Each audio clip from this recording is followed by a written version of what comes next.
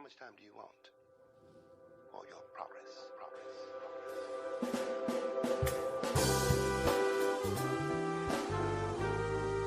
Welcome, welcome, welcome to Clatter Chatter on Things That Matter, the podcast that is intellectually engaging, theologically reflecting, encouraging, sociologically imagining ways in which we can live.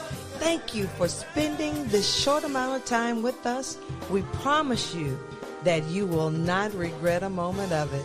Shout out to Trevor Smith and VJ Herbert for commissioning this fantastic music to get our minds going on things eternal, positive, and fulfilling life's purposes.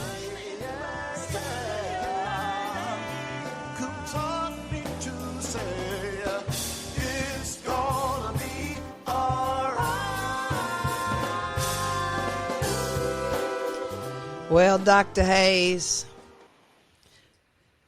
we just made it to February 15th, the day after Valentine's Day. Show everybody some love. Ash Wednesday, and the beginning of the Fani Willis. I don't even know what to say. Just greet everybody. Greetings, and time marches on. So this is another day, which I still believe the Lord has made. So we ought to rejoice in all the revelation. We ought to rejoice in the possibilities. We ought to rejoice in the truth. And the truth will set us free. Amen. I can't help but the optics. Here we have in this month called Afro-American History Month, Black History Month, a couple of days after the fantastic Reverend posthumously ordained Jarena Lee, her birthday, the day after we celebrate the birthday of Bishop Richard Allen. Same week we celebrate the legacy of Absalom Jones. The oldest civil rights organization, the Free African Society, the oldest civil rights organization, the AME Church, African Methodist Episcopal Church, and the African Episcopal Church. And now the same week, Dr. Hayes, we're looking at this, and I'm curious because, I teach these classes in sociology. And some of the things that we talk about, especially aesthetics, especially white aesthetics, how the narrative of beauty and acceptance and all of these other things is based on perhaps white gaze and whiteness, okay? Then we go, it's been a great week. Super Bowl champions 3 times, the Kansas City Chiefs, America's game, American football. Super Bowl is the American stuff. As a matter of fact, the name Super Bowl came from the Hunt family, who started the Chiefs franchise, who started the American Football League. So not the NFL, the National Football League, but the American Football League. That's the league that my dad played in the early 1960s because that's when they started. So I have an affinity for football. My dad played for the Broncos in 1960, first year that the Broncos was organized. So I'm in my feelings a whole lot. But the same thing that the Super Bowl and the American football is an identity marker, a moniker of American culture or the United States of America culture. So is mass shootings. And so you juxtapose all of this. Now we've got the mass shooting at a celebration, at a parade for something that's totally USA. Then we get this juxtaposition of seeing this prosecutor being brought forward and in front of America, United States of America. We see this sexuality played out. And I'm looking at this assistant prosecutor in this whole RICO case. Donald Trump is guilty. and his ass gonna pay for it. So let's just start there. But I'm seeing this thing with this black man, and this white guy is asking him whether or not he had sexual relations outside of his marriage. And so we're seeing this whole, this white aesthetics, this hypersexuality of black folks, like insatiability. And it's like, okay, so you all have this obsession with guns. Can we just leave it right here? We wouldn't have these, look, this woman dead at a parade and these 9 children injured and 20 other folks scrapping for their own lives. But we on Front Street now with this, whether or not we're going to disqualify somebody in a criminal case against the president who was a racketeer. So make that make sense. Now he's also being brought forward in New York as well.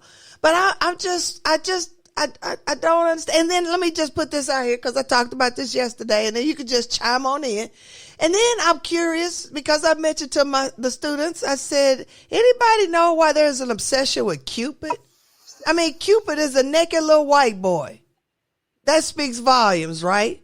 Given from the Romans, the Greco-Roman world, going around shooting folks with arrows. So that's the whole warring piece. And then his naked little booty. I'm just gonna let it dangle. So we've had this whole little Cupid kind of thing. This naked little boy's body, white boy, floating around trying to be the personification of love, but you got your arrows, you got your guns in your hands. That don't make any sense, right? And then to know that Saint Valentine, the martyr of Africa, Lord have mercy. Saint Valentine was a brown skinned man. There were 3. There was a Saint Valentine, the martyr of Africa, Saint Valentine, the martyr of the Roman Providence in Africa. Do I keep saying?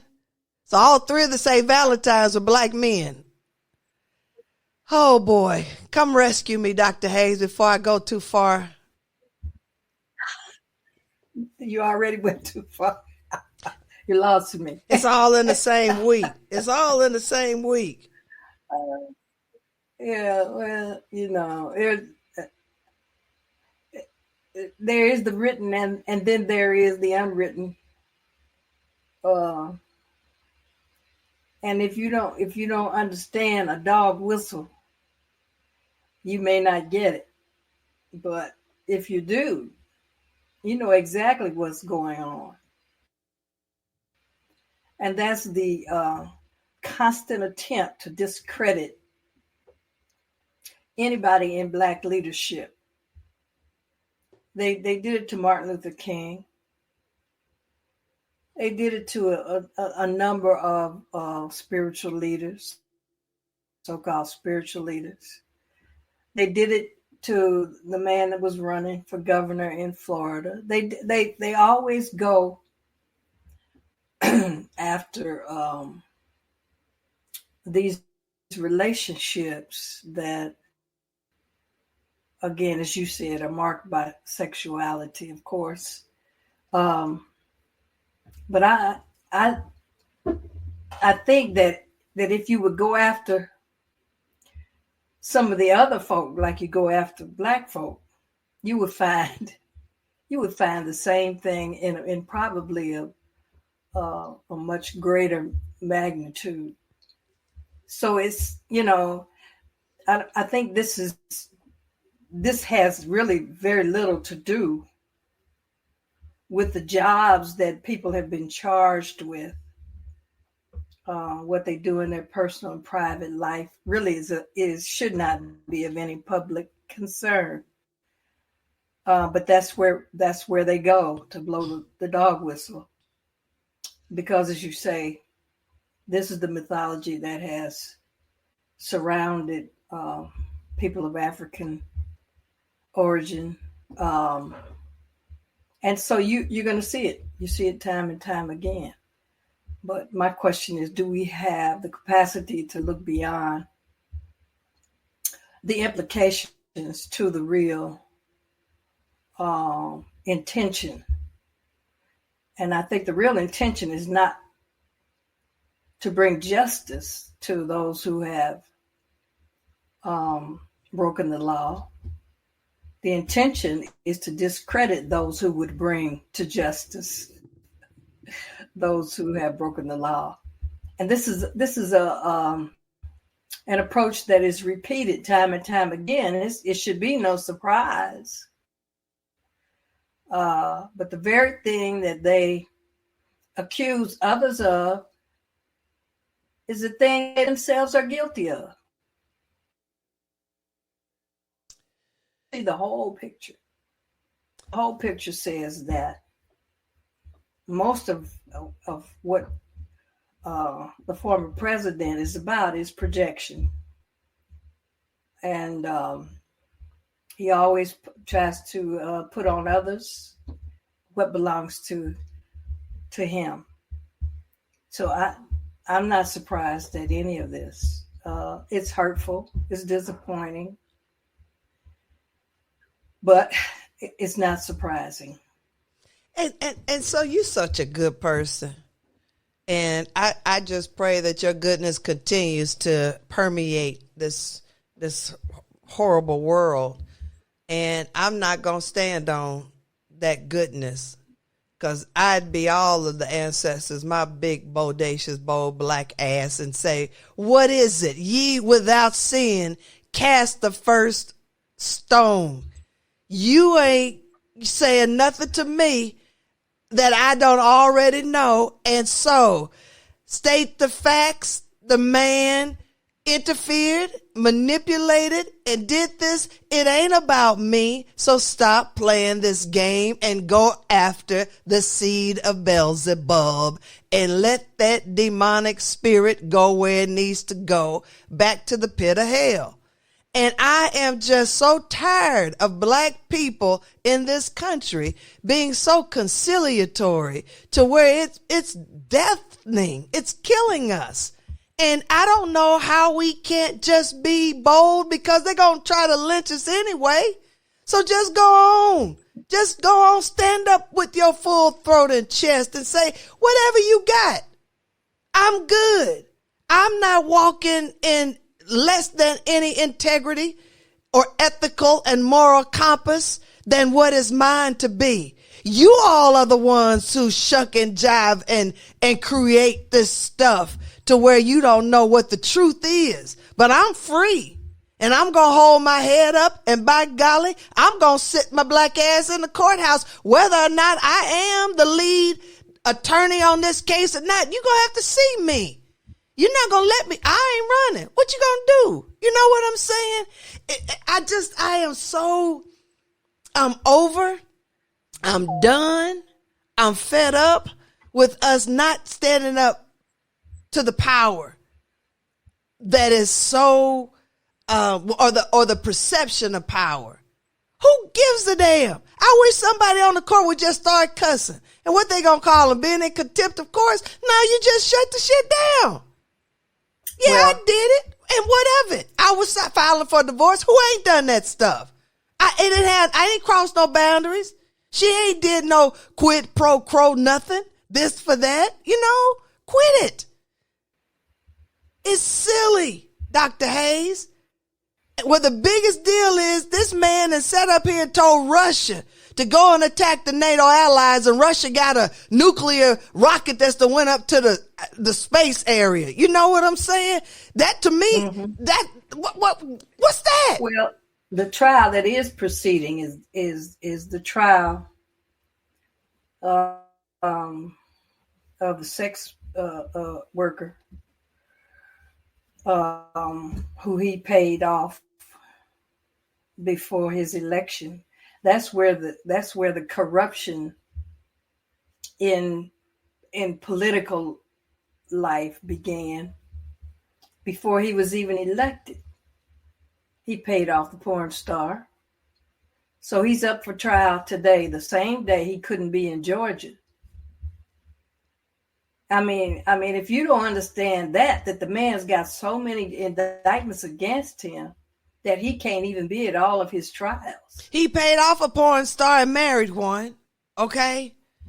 And then yeah, he got so much shit going on, He got he got a defamation case against that one lady who he said he never had any And relations. then in the picture, he said it was his wife, Marla Maples. So he mistaked this woman for his wife. Yeah, So Dr. Hayes. I mean, they've already won that case twice, Mm-hmm. and he's getting ready to have to go up a third time if he doesn't shut his mouth. He has. But I'm just saying, the boldness to come against him now is evident, even though all the members of Congress seem to be shaking in their boots, scared to go against him in any way. The people are rising up, and the common people, are going to tell the truth on him. And we have to hope that the judicial system will work, even in spite of all of his effort. Well, Then eventually the system will bring him to justice. But if the system doesn't, the people still have to vote. And he can cry foul all he wants. This time, I think that we'll be ready for his objection to whatever the outcome of the election will be. well, I love Nikki Haley's husband. I don't even know his name, but the brother get an honorary black card because when this buffoon was casting dispersions about where her husband is, he's a combat veteran. He's over serving on the continent of Africa right now.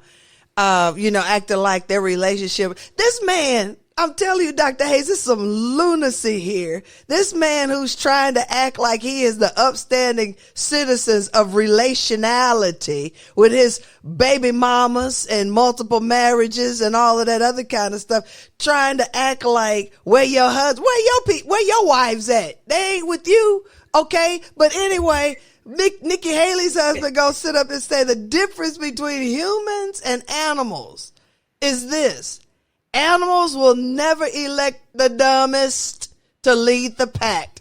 I said, that man, I got to shake his hand. Yes. That was beautiful. Enough said. We are letting dumb and dumber dumb down and then act like we are so exceptional. The only thing this country is exceptional in is ignorance and not even recognizing what you don't know and making up the stuff as you go. That's why we got Fani Willis. I mean, you look at black excellence, you look at this whole, everybody else who is just brilliant, and then you see this dumbing down of this nation with people who don't use their frontal lobe because maybe it wasn't fully developed, and here we have folks just following any kind of Tom, Dick, or Harry, thinking that it's the truth and not thinking, Dr. Hayes. What's wrong with thinking? Does it hurt? Well, I think, Dr. Cooper, I want you to believe that enough people who do think are going to change the tide of this thing. You can't see all that we're seeing and not do something with it, not do something about it. I refuse to believe that the greater masses, and I still believe that the 35% of people that are behind the former president will never be sufficient to bring him off. Okay. Well, I know what you were saying was going to be real profound. We're continuing to hope that he doesn't even get to run. But if he does, I think the citizenry of the United States of America know what they need to do. Dr. Hayes. They elected George Santos. They elected his replacement yesterday, day before. Tuesday, yeah. And they're going to continue to replace some of these people, like you say, that are crazy, that are ignorant, and have lost their mind in terms of what is just and right. So I'm gonna stay on. I'm gonna believe that 70% of our population, and we don't really need 70, even 50 or 60%, will make sure that the orangutan doesn't get back in. Oh man, don't insult the orangutan comparing that to him. I hear you though, Dr. Hayes. But here's a hope since you brought it up. I believe 21 U.S. Congress people are no longer running for re-election. And so that's 21 seats up for grabs. And I'm sure the seats will be flipped. So yeah, the handwriting is on the wall. And I know we've been talking so much trash today. There was a little technological glitch in your prophetic profoundness. And I said, in the name of Jesus, it's going to be all right. It's still going to go out over the airwaves. Give us some parting hope that you gave us again. Keep looking up. It's going to be all right. It's going to be all right. But we needed the wake-up call. We needed to start paying attention again because we have been lulled into a false sense of security. And nothing is certain forever. And we will have to fight again for those rights that we have garnered in the past. But we have to continue to fight to maintain the level of liberty and freedom that we enjoy in this country. It is not a given. It is not a given. And Black folk especially need to make sure that our rights are not eroded.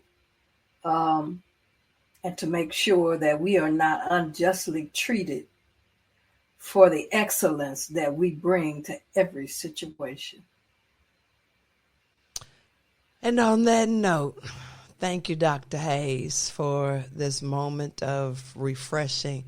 Let's go tune back into the trial until we meet again.